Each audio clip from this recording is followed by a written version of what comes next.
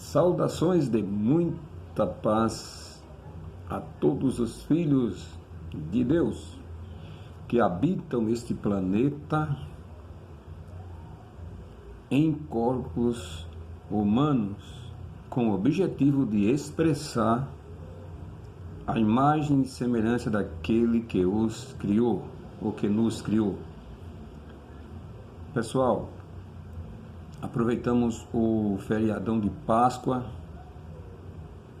e este foi o período que mais nós gravamos vídeos sucessivos. Já estamos indo para o 6º vídeo, ou 7º, se não foram tantos que eu já não decorei, desta série tão importante, o maior equívoco de todos os tempos. Afinal de contas, arrebatamento ou vinda de Jesus para implantar o reino de Deus. E no último vídeo nós falamos sobre arrebatamento no Apocalipse, falamos da última testemunha, que foi João, que esteve vivo para ver a consolidação daquilo que Jesus falara quando estava em vida com eles. Falamos também no começo do Apocalipse sobre essa apresentação que os escritores fizeram de Jesus, que não condiz com a sua natureza descrita pelo evangelista Mateus. E vamos continuar discorrendo sobre este assunto, mas hoje nesse vídeo a gente espera fazer o fechamento e aí iniciar um novo processo com uma nova abordagem sobre a continuação da vida da espiritualidade, certo? Então, nós falamos aqui que Jesus parece mudar de personalidade na mão de cada escritor da Bíblia. Só pode ser isso, eu só vejo essa hipótese para se justificar essa dubiedade, né? essa oscilação. Uma hora ele é apresentado de uma forma de extrema bondade e de outra é apresentado de intolerância, como sendo intolerante com os pecadores. Bom, isso só deve ser uma forma de apresentação do ponto de vista do escritor, dentro do contexto do seu entendimento acerca do caráter de Deus e do caráter de Jesus. Mas vamos lançar isso para que você possa ficar pensando. Eu, particularmente, não acredito que depois de Jesus ter apresentado tanto amor, possa vir a reter tamanha ira para despejá-las sobre aqueles que ele mesmo prometeu amar e perdoar. Apocalipse, para mim, é um livro sincrético e um tanto controverso nessa questão. Jesus, próximo da morte, em um dos seus últimos atos, foi exclamar: Pai, perdoa-lhes porque eles não sabem o que fazem. Ou seja, ele estava intercedendo a Deus pelos homens. Como pode ressurgir depois da sua morte pelos pecadores e ressurreição, ele ressurgir demonstrando tanta impiedade e intolerância? Jesus mesmo disse que não haveria limites para o perdão. O que o fez mudar drasticamente de ideia a respeito dos pecadores e do tratamento para com eles? Você já pensou nisso? E aparecer investido de tanta ira e furor e impiedade lá no livro de Apocalipse? Será que o poder teria lhe subido a cabeça?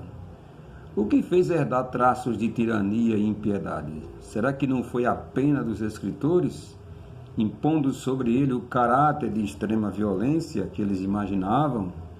Enfim, tem alguma coisa aí que não bate, que não convence. Eu já descobri o que é e já estou convencido, graças a Deus. João conhecia o extremo amor expressado por Jesus em sua vida em carne. Agora ele o descreve despojado de compaixão pelos pecadores executando uma matança impiedosa e destilando cólera sobre os seres humanos. É no mínimo estranho. Mas digamos que dá para considerar tudo que vimos acima. Essa impiedade, essa vingança, essa ira. Digamos que dá para considerar tudo isso. Vamos falar do livro como ele está. Né? Vamos deixar assim. Né? Vamos tentar aqui considerar. Vamos apenas observar a forma gramatical e o contexto de tempo. Apocalipse capítulo 1 e o versículo 1 diz assim: revelação de Jesus Cristo, a qual Deus lhe deu, para mostrar aos seus servos as coisas que brevemente devem acontecer. Preste atenção. Para mostrar aos seus servos as coisas que brevemente devem acontecer. Então, o caráter de Apocalipse é o mesmo caráter de urgência lá de Mateus e Lucas. As coisas iam acontecer em breve. E de toda a Bíblia, né? Das cartas de Paulo, do apóstolo João, sempre tinha esse caráter de urgência. As coisas que brevemente devem acontecer. Ou seja, considerando que Apocalipse foi escrito no ano, entre os anos 60 e 70, ou outros dizem que de 60 até 90, né? As coisas eram para acontecer breve. E eu repito, na nossa gramática, no nosso entendimento, 2000 anos, não tem nada de breve nisso. Já é muito tempo. Né? E enviou e notificou a João, seu servo. Bem-aventurado, versículo 3, aquele que lê e os que ouvem as palavras desta profecia e guardam as coisas que nela está escrita, ou que nela estão escritas, porque o tempo está próximo. Olha aqui, reforçando mais uma vez o pensamento e a ideia de que as coisas brevemente deveriam acontecer e de que o tempo dessas coisas acontecerem estava próximo. Era como Jesus falou para aquela geração, para a finalização daquele ciclo daquela geração, da época contemporânea dele. Até porque havia de ter testemunhas.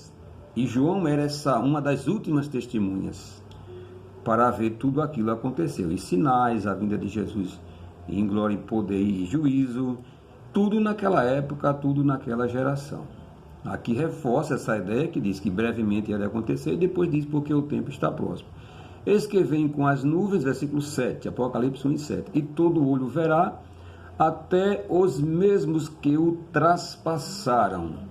E todas as tribos da terra se lamentarão sobre ele, sim, amém. Versículo 11, que dizia: eu sou o alfa e o ômega, o primeiro e o derradeiro, e o que vês escreve-o num livro, e envia-os às 7 igrejas que estão na Ásia, a saber, Éfeso, Esmirna, Pérgamo, Tiatira, Sardes, Filadélfia e Laodiceia. Outro ponto importantíssimo que a gente deve prestar atenção aqui. Essas cartas, relatando o que ia acontecer em breve, elas foram dirigidas às 7 igrejas da Ásia. Não há menção de igrejas do futuro. Você nem eu fazemos parte da igreja que estava em Éfeso, nem em Esmirna, nem em Pérgamo, nem em Tiatira. Nós não morávamos na Ásia. Essas coisas, esse relato, essa revelação foi direcionada às igrejas daquela época, contemporânea daquela geração, as igrejas da Ásia. Não tem nada aqui escrito para a igreja de hoje. Nada a ver com as igrejas desse tempo. Como também nada tem a ver a segunda vinda de Jesus para o tempo do presente. Era para aquela geração. Visto que tudo já foi consumado, toda a obra realizada, e o que vigora agora é um novo tempo. A partir de então, uma nova era foi iniciada, conforme atesta tudo o que vimos acima e o que vamos relatar abaixo. Antes de fazer um resumo de tudo que ouvimos, aliás, antes de comprovar que tudo se fez novo e tudo foi consumado, de comprovar ainda mais, né? Porque nós já comprovamos pelos vídeos anteriores. Antes disso, vamos fazer um resumo de tudo que ouvimos. O reino de Deus foi pronunciado por João Batista, ou prenunciado por João Batista, ele foi inaugurado ou trazido por Jesus, e na sua segunda vinda ele viria consumar esse reino com poder e juízo para Israel e as nações daquela época. Todos os sinais e alerta que constam nos evangelhos e em Apocalipse apontavam para aquele evento e não para um arrebatamento futuro. Apontava para aquela época e aquela geração e não para um arrebatamento futuro. Até o próprio Paulo disse: nós que ficarmos vivos seremos arrebatados. Nós, eles, daquela época presente. Tudo que foi descrito em Apocalipse apontava para o tempo próximo de acontecer e foi direcionado para as igrejas daquela época, da geração que presenciaria tudo aquilo. Isso fica óbvio e é bem claro. Agora, depois de tudo isso, podemos acreditar que ele voltará a terceira vez para a igreja de hoje? Fica praticamente impossível se acreditar nessa hipótese, depois que a gente já viu todas as comprovações bíblicas. Ainda mais, Jesus nunca falou de arrebatamento nos evangelhos. Isso é fato. E nunca fez de arrebatamento para a igreja do futuro. E nunca fez nenhuma promessa para a igreja de hoje, no sentido de vir arrebatá-las. Tudo foi direcionado para Israel, os juízos, e sinais, e os discípulos daquele tempo, e a igreja daquele tempo. É o que se chama de escatologia consumada. Jesus, na sua segunda vinda, veio consolidar o reino, finalizar um tempo, um mundo, e iniciar uma nova era, a da graça, ou o reino de Deus, conforme a própria Bíblia confirmou e confirma. Vejamos as provas da consumação, reforcemos ainda mais as provas da consumação. 1 Coríntios 15, 23 a 28, diz assim: mas cada um por sua ordem, Cristo as primícias, depois os que são de Cristo na sua vinda, depois virá o fim. Olha o que é que diz aqui, ó. Mas cada um por sua ordem, Cristo as primícias, depois os que são de Cristo na sua vinda, depois virá o fim. Lembrando que quando se escreveu isso, foi lá no ano 50 a 70. Ele estava apontando, claro, para um futuro próximo. Não vale isso como se você estivesse projetando uma coisa de agora para frente. Você está lendo uma coisa que foi escrita no passado, há mais de 2.000 anos atrás. Observe sempre o contexto do tempo. Então, depois são os que são de Cristo na sua vida, e depois virá o fim. Quando seria o fim? Quando tiver entregado o reino a Deus, ao Pai, e quando houver aniquilado todo o império e toda a potestade e força. Então, algumas pessoas podem dizer: olha aí, Jesus, o fim ainda não veio, porque Jesus ainda não entregou o reino a Deus, e ele não aniquilou os impérios, e nem as potestades, e nem as forças. Eu vou mostrar para você que isso já aconteceu. Colossenses capítulo 2, versículo 14. E cancelou está o quê? No presente. Na hora em que o escritor estava escrevendo isso aqui, e cancelou, Colossenses 2, 14. A escrita de dívida que consistia em ordenanças e que nos era contrária, ele a removeu completamente. Portanto, não há nenhuma coisa a ser feita a esse respeito. A salvação já é completa e definitiva. Tá? Removeu completamente, pregando-a na cruz. Versículo 15. E despojando, isso já aconteceu, as autoridades e poderes malignos, fez deles um espetáculo público, triunfando sobre todos eles na cruz. Então, aquela promessa de ele entregar o reino, quando houvesse aniquilado todo o império e toda a potestade e força, Paulo afirma, que, escrevendo aos Colossenses, que isso já havia acontecido. Agora vamos continuar lendo aqui. Porque convém que reine até que haja posto a todos os inimigos debaixo dos seus pés. Ora, o último inimigo que há de ser aniquilado é a morte. Aí você diz: bom, então a morte ainda não foi aniquilada.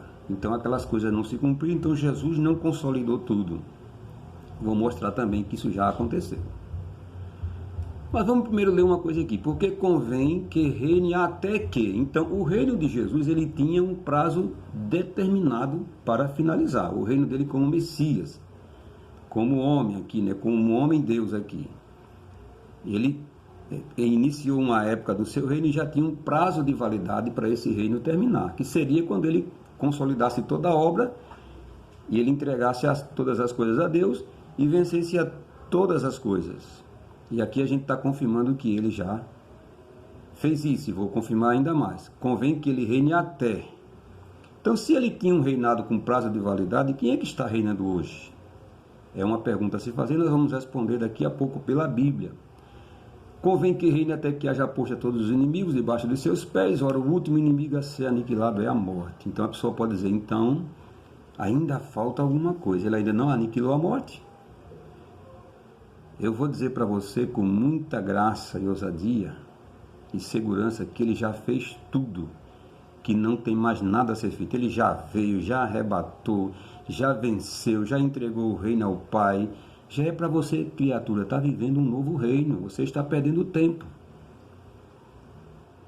Mas a partir dessa nova informação, dessa informação que eu vou lhe dar, você vai entender e despertar para isso. 2 Timóteo 1:10. E que nesses dias se manifestou pelo aparecimento de nosso Senhor e Salvador Jesus Cristo, que aniquilou a morte e trouxe à luz a vida e a imortalidade por intermédio do Evangelho. Aniquilou ou não aniquilou? E aí? 1 Timóteo 1:10. E que nesses dias se manifestou pelo aparecimento de nosso Senhor e Salvador Jesus Cristo, que aniquilou a morte. Ora, quando era que Jesus ia reinar? Até que ele tivesse posto todos os inimigos debaixo de seus pés. E eu já mostrei aqui que a Bíblia mostra que ele já aniquilou todos os inimigos. Colossenses 2:14. E qual era o último inimigo que faltava aniquilar para que isso se tornasse uma realidade? Era a morte. E estamos provando aqui, segundo Timóteo 1:10, que ele também já fez isso. Não só aniquilou todo império e força e os seus inimigos debaixo dos seus pés, como também já aniquilou a morte. Bom para você? Agora vamos continuar lendo aqui 1 Coríntios 15, 23 ao 28. Porque toda a coisa sujeitou debaixo de seus pés. Isso já aconteceu. Mas quando diz que todas as coisas lhe estão sujeitas, claro está que se executa, que se excetua, se tira, né? Aquele que lhe sujeitou todas as coisas. E quando todas as coisas lhe estiverem sujeitas, e já estão, nós já provamos aqui, então também o mesmo Filho se sujeitará àquele que toda a coisa lhe sujeitou, para que Deus seja tudo em todos. Então Jesus veio cumprir sua missão no mundo material, no mundo espiritual. Já realizou toda a obra, toda a incumbência que lhe foi devida, venceu os inimigos, venceu a morte, terminou seu reinado, entregou tudo a Deus, se sujeitou a Deus e agora Deus é tudo em todos. Isso é uma revelação extraordinária, que vai muito além da compreensão de muitas pessoas. Mas agora houve uma fusão de Jesus com Deus. Agora não tem mais dois, não tem mais três. Consumada toda a obra, agora Deus é tudo em todos. Dá para você entender a grandiosidade dessa afirmativa? Peço que Deus lhe esclareça sobre isso. Agora é de nós para com Deus e de Deus para conosco. Deus está em nós e nós estamos em Deus. Ele está operando como sempre foi, sendo o tudo em todos.